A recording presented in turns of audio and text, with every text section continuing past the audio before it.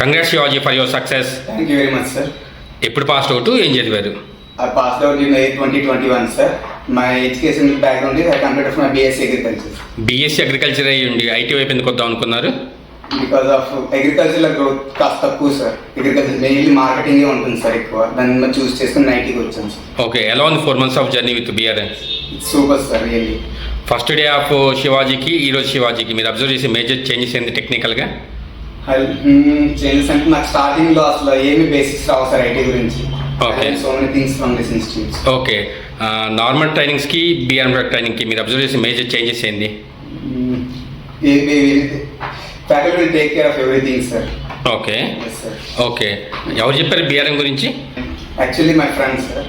Okay, actually study here sir my friend. After that he informed me.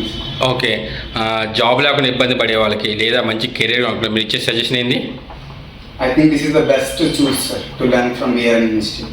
Okay, join అయ్యే ముందు అయితే ఖచ్చితంగా ఒక భయం అయితే ఉంటుంది, జాబ్ వచ్చిద్దా రాదా, సక్సెస్ వచ్చిద్దా రాదా, ఎట్లా స్ట్రెస్ చేశారు బిఆర్ఎన్ని?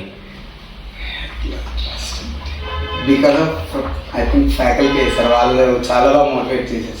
ఓకే ఓకే, చాలా సక్సెస్ వీడియోస్ చూస్తుంటారు యూట్యూబ్లో, వీడు మీ సక్సెస్ వీడియో కూడా యూట్యూబ్లో రాబోతుంది. How do you feel now?